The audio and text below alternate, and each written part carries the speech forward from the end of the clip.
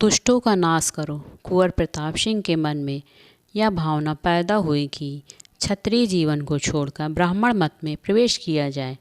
इसी विचार के आते ही वे अपने राजपुरोहित पंडित श्री राम की शरण में गए। कहिए कुंवर साहब, कैसे आने का कष्ट किया? पंडित जी, मैं आपको अपना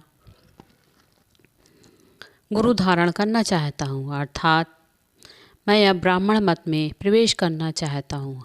यह तो बड़ी प्रसन्नता की बात है कि एक राजा के मन में हमारे धर्म में प्रवेश करने का विचार आया है। फिर पंडित जी ने कुंवर प्रताप सिंह को अपना शिष्य बना लिया। उसी दिन से कुंवर साहब उनकी सेवा में रहने लगे। एक दिन कुंवर साहब की पत्नी जैसे ही उनसे मिलने आई तो पंडित जी की नज़र उन पर पड़ी। सुंदर, अति सुंदर, चांद से भी अधिक सुंदर नारी को देखकर पंडित जी के मन में मैल आ गया। वासना की अग्नि जागृत होते ही वे अपना धर्म कर्म भूल गए। सुबह होते ही उन्होंने कुंवर प्रताप सिंह को अपने पास बुलाकर कहा, देखो कुंवर साहब, अभी तो आप मेरे अधूरे शिष्य हुए हैं। वह कैसे गुरुदेव? देखो कुंवर जी, पत्नी को हमारे शास्त्रों में अर्धांगिनी कहा गया है। जी हाँ, तो फिर आप जब तक अपनी पत्नी को हमारी सेवा में नहीं लगाते, उस समय तक आप हमारे पूर्ण शिष्य नहीं माने जाओगे। अब आपकी पत्नी को भी हमसे गुरु मंत्र लेना होगा। जैसी आज्ञा महाराज। यह कहते हुए कुंवर प्रताप सिंह अपनी पत्नी को लेने के लिए चले गए। दूसरे दिन सुबह जैसे ही वह अपनी पत्नी को लेकर आए तो पंडित जी उन्हें गुरुमंत्र देने के लिए एकांत में ले गए। हालांकि कुंवर प्रताप सिंह ने उन्हें कहा भी कि आप जो भी मंत्र इन्हें देना चाहते हैं यहीं पर दे, हम दोनों पति पत्नी उसे स्वीकार करेंगे।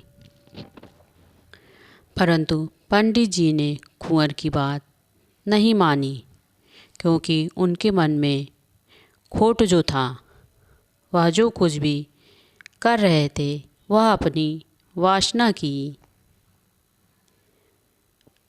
पूर्ति के लिए कर रहे थे।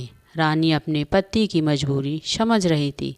वह गुरुमंत्र के पक्ष में नहीं थी, किंतु पति आज्ञा मानना भी उसका कर्तव्य था।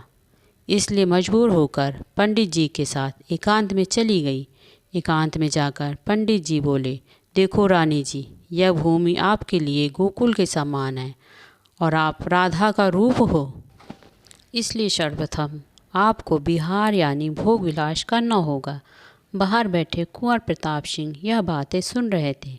उनके मन में तो पहले से ही यह शंका थी, इसलिए उनके कान द्वार पर ही लगे हुए थे। जैसे ही उन्होंने पंडित जी के मुख से भोग विलास की बात सुनी तो उसी समय द्वार को पूरी शक्ति से धक्का देकर तोड़ते हुए अंदर चले गए और जाते ही बोले, अहम यमलोक समागतोऽहम् इदं विधि अनेक दुष्टतया हत्या, अर्थात मैं यमलोक से आया हूँ। मुझे यमराज जी ने आदेश दिया था कि धरती पर रहने वाले हर दुष्ट की हत्या कर डालो, पापियों का नामो निशान मिटा दो और धर्म की रक्षा करो।